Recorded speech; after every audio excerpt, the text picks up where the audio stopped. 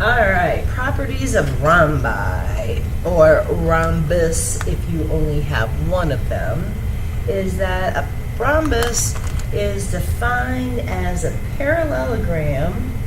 I always seem to start with a paragram, but this one has four congruent sides. All right, so a rectangle has four congruent 90-degree angles. This one, we don't know anything about the angles. We just know that four congruent sides. Okay, commonly referred to as the diamond. So, property of the sides. Now remember, it's gonna again have all of the properties of a parallelogram, meaning both pairs of opposite sides are parallel, just like the parallelogram. Okay, but this time we have four congruent sides. So that means that KL is going to be the same as LM, which is the same as JM, which is the same as JK. Okay, so that makes, just kind of going with the flow, that that makes sense. Opposite sides are congruent. If all your sides are congruent, that makes sense. That's that parallelogram property. The other parallel property is that the interior angle sum of 360 degrees. That kind of makes sense because you still have four angles. It's all going to add up together. Okay, then let's talk about the angles. Now, properties of the angles, they're all basically the same as your parallelogram properties again, because we didn't change anything with the parallel. It's all about the congruency sides. So all of these are from parallelogram properties. So both pair of opposite sides are congruent, so J is going to be congruent to L, K is going to be congruent to M. Your two consecutive angles are still 180 degrees. Nothing's changing on that. We're all still good. All right, properties of the diagonal.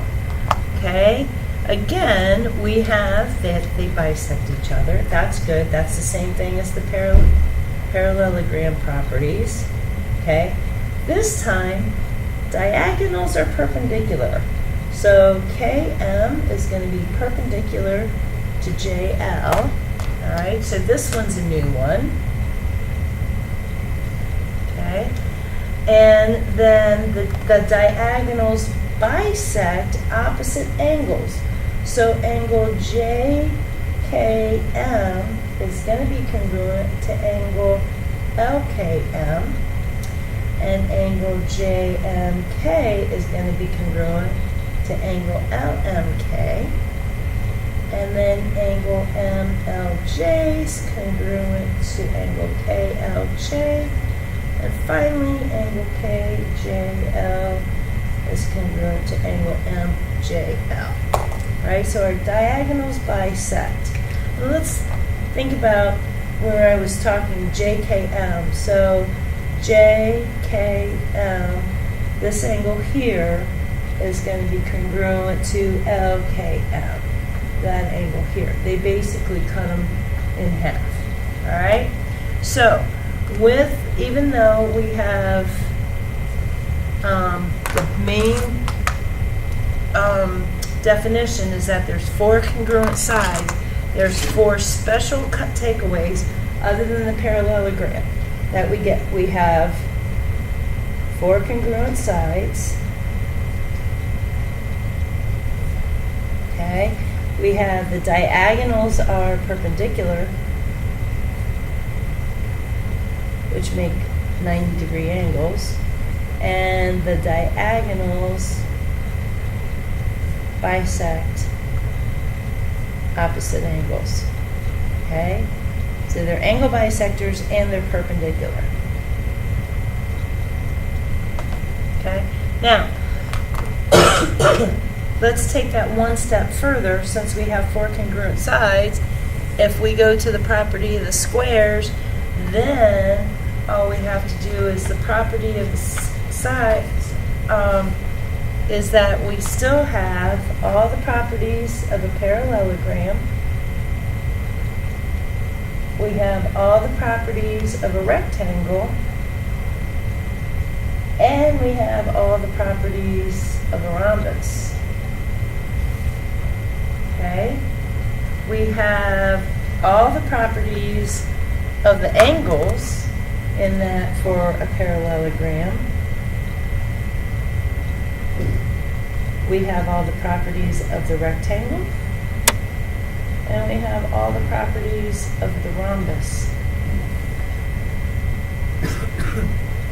And finally, the diagonals, because basically,